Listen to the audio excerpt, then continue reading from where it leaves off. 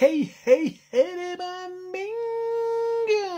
J'espère que vous allez bien, en tout cas moi ça va nickel. Voilà, derrière vous, vous avez tous les matchs de la Ligue Europa, les 18 rencontres avec donc beaucoup de matchs à enjeu. Mais avant d'attaquer, n'hésitez surtout pas à venir dans les commentaires, mettez vos pronostics, vos petits positifs et négatifs, votre petit pouce pour faire remonter ma vidéo le plus haut possible et surtout valider mon travail et également rejoindre la communauté car on est de plus en plus nombreux.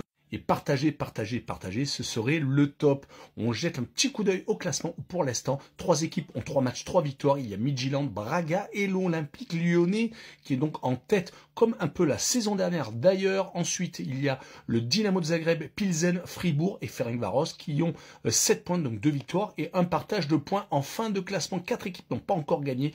Nice, malheureusement, qui est vraiment comme la saison dernière, comme les Lyonnais qui étaient en haut, eux, ils sont encore en bas, malheureusement. Salzbourg qui est 34e. 35e, c'est Utrecht, le club Batav et les Glasgow Rangers. Ça, c'est une énorme surprise par contre. Allez, on commence et ce sera rapide sur chaque rencontre car il y en a beaucoup. Le FC Bâle, donc Suisse contre STEA Bucarest Roumanie, le 24e contre le 28e. Les deux formations ont une victoire et 2 revers. Bâle n'a gagné que 2 fois sur les 5 dernières rencontres, toutes compétitions confondues, mais c'était à la maison, à chaque fois en championnat de Suisse. Du côté du STEA Bucarest, 3 victoires consécutives, toutes compétitions confondues. Mais bon, par contre, quand ils sont en Coupe d'Europe, là, ils viennent de s'incliner à la maison contre Bologne, alors que Bâle a perdu à Lyon. Sur ce match-là, je verrai une victoire 2-0 du club suisse, avec le plus de 1,5 but pour l'équipe à domicile. Allez, on poursuit avec le club croate du Dynamo de Zagreb contre le Celta Vigo. C'est le 4e contre le 9e. 2 victoires pour les deux formations, mais un nul pour les Croates et une défaite pour le Celta Vigo qui va beaucoup mieux qu'en championnat où ils ont fait énormément de partage de points. Mais rappelons qu'en Ligue Europa, ils ont réussi à battre Nice il y a peu de temps, alors que les Croates avaient ramené un match nul de Malmö lors de la dernière journée de cette C3. Et en championnat, ils restent sur une victoire et une défaite, c'est à Vukovar. Sur cette rencontre, je les verrai quand même solides à la maison, s'imposer 2-1 avec la double chance 1N et le plus de 1,5 but sur le match. Allez, le match suivant est Malmö contre le Panathinaikos Athènes. Le club suédois est 31e et avec un seul petit point, donc assez mal parti, contre le club grec du Panathinaikos qui est 22e avec une victoire et 2 revers. Mais ce que l'on peut noter, c'est que le club suédois est actuellement en grande difficulté. Une seule victoire sur les 6 dernières rencontres, toutes compétitions confondues.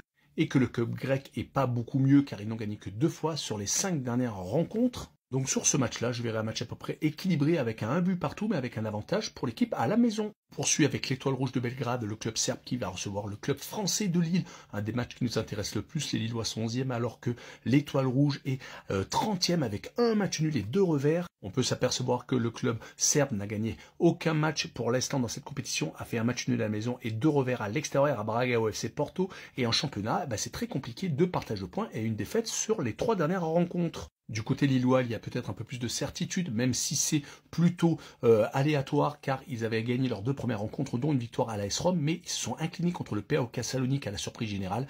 Ils viennent de gagner en championnat, ont gagné 2 fois sur les 3 dernières rencontres, mais sur ce match-là, je verrai quand même Lille s'imposer comme à Rome, 1-0 avec un léger avantage, donc pour l'équipe française. Allez, le match suivant est Midtjylland contre le Celtic de Glasgow, le premier contre le 21e. Eh ben oui, le Celtic n'est pas premier, mais c'est le 21e, alors que Midtjylland, justement, le club danois, et avec 3 matchs, 3 victoires, donc en tête au goal average. Ayant même réussi l'exploit en Ligue Europa de s'imposer à Nottingham Forest et également au Maccabi Tel Aviv, même si c'était sur terrain neutre. Du côté du Celtic, il ne se balade plus en championnat d'Écosse, c'est Hearts of Midlothian, un autre club écossais qui est actuellement leader. D'ailleurs, ils avaient perdu chez eux, c'était le 26 octobre en Ligue Europa, donc une victoire en nul et un revers, mais ils viennent quand même de s'imposer contre Sturm Graz à la maison. Sur ce match-là, je verrai quand même un but partout, avec un léger avantage quand même pour l'équipe à la maison. Et on poursuit avec Nice contre Fribourg. Les Niçois sont une fois de plus au fin fond du classement, à la 33e place, avec 3 matchs, 3 revers, alors que Fribourg est en haut à la 6e place, avec 2 victoires et un revers. Et les Azuréens n'ont pas du tout la même dynamique en championnat, même s'ils viennent de perdre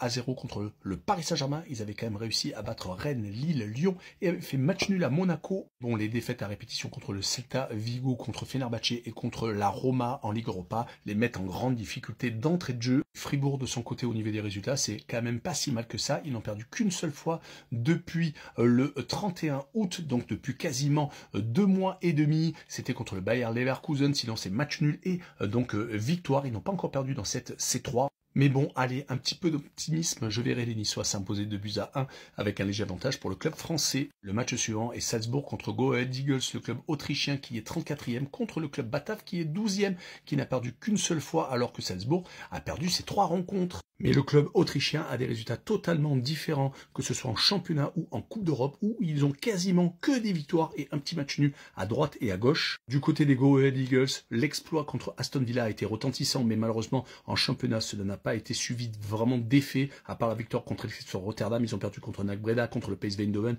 ont fait match nul contre NEC Nîmes. Sur ce match-là, je verrai Salzbourg s'imposer 1-0 avec la double chance 1N et le moins de 4,5 buts sur le match. La rencontre suivante des Sturm Graz contre Nottingham Forest, le 27e contre le 17e. Il n'y a qu'un point d'écart entre les deux formations. Les Autrichiens, par contre, ont des résultats en dents dessus depuis 5 rencontres, car ils n'ont gagné qu'à une seule reprise. C'était en championnat, sinon malheureusement, c'est 4 matchs consécutifs sans victoire. Du côté de Nottingham, le changement d'entraîneur n'a pas encore eu l'effet escompté. Un seul succès sur les 5 dernières rencontres, avec 4 matchs quand même de première ligue, mais 4 matchs sans victoire, 3 revers et un match nul. Et ils ont gagné qu'une seule fois, c'était contre le FC Porto. Sur ce match-là, je verrais bien un but partout entre les deux formations, avec les deux équipes qui marquent.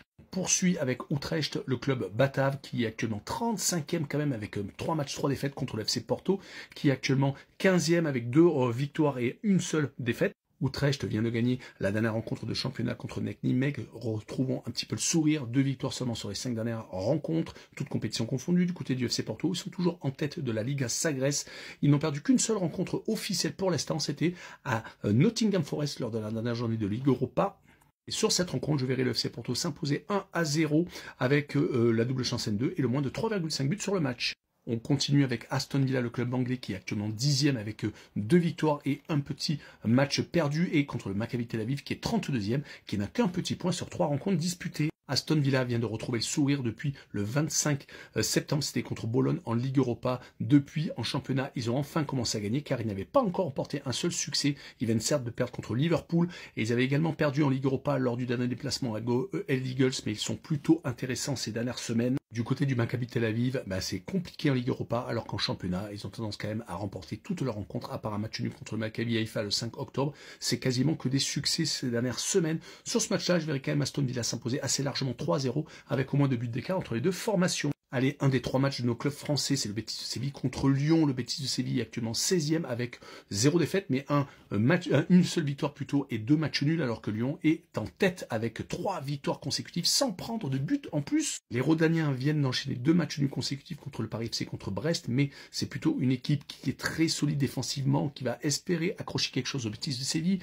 Du côté du Betis, justement, c'est 2 victoires consécutives, une en Coupe du Roi et une en Liga contre Majorque. Sur ce match-là, je verrai un but partout, avec 2 formations qui veulent bien entendu essayer de rester le plus haut possible, avec un léger avantage pour les Rodaniens à l'extérieur. Allez, je continue avec les 2 matchs suivants. Bologne contre Brandenbergen, où je vois les Italiens s'imposer 2-0, car ils sont très solides quand même à la maison. Brandenbergen a peut-être un peu plus de mal, même s'ils avaient lutté jusqu'au bout pour ne pas perdre à Lille, et je verrai donc les Italiens marquer que le plus de 1,5 buts sur le match. Braga contre Genk, les Portugais ont gagné leurs 3 rencontres, sont vraiment impressionnants dans cette Ligue Europa, ont pris aucun but d'ailleurs, et Genk de son côté, les Belges sont peut-être un peu plus friables à l'extérieur, et je vois donc Braga marquer le plus de 1,5 but sur cette rencontre. On enchaîne avec les 2 matchs suivants. Ferencváros, le club hongrois contre Ludogorets, le club bulgare. Je verrai Ferencváros s'imposer 2-1. La saison dernière, ils s'étaient affrontés en match aller-retour pour les barrages pour la Champions League, et Ferencváros était sorti vainqueur de cette opposition. Donc je verrai une victoire 2-1 du club hongrois avec la double chance 1N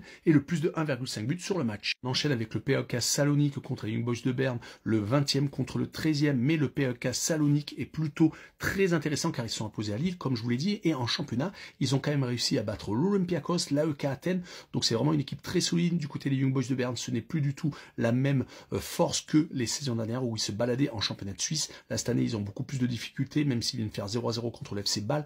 En tout cas, je verrai le PAOK Salonique s'imposer 2-1 avec la double chance 1N et le plus de 1,5 but sur le match. Continuons avec le 5e, le Victoria Pilsen contre Fenerbahçe, le 14e, le club turc. Il n'y a qu'un seul point d'écart entre les deux formations. Pilsen a réussi l'exploit de s'imposer à la AS Rome 2-1. Depuis, ils ne font que de gagner du côté de Fenerbahçe. Il y a eu un changement d'entraîneur, Mourinho a été limogé, et depuis, c'est franchement très bien, 4 victoires consécutives, dont une contre Stuttgart. Sur ce match-là, je verrai un but partout avec les 2 équipes qui marquent. Continue avec un des gros chocs, les Glasgow Rangers contre la AS Rome, mais les Glasgow Rangers sont à la rue dernier et également très en difficulté en championnat. Ils ne seront pas champions cette année. Ils vont jouer contre la AS Rome qui fait partie des meilleures équipes de Serie A. Et sur ce match-là, bah, écoutez, je verrai une victoire 2-1 du club italien à l'extérieur avec la double chance N2 et le moins de 3,5 buts sur le match. Pour finir, le 25e qui va se déplacer chez le 29e. Le club allemand a gagné 3 de ses 5 dernières rencontres alors que le Feyenoord de 4 de ses 5 dernières rencontres. Sur ce match-là, je verrai un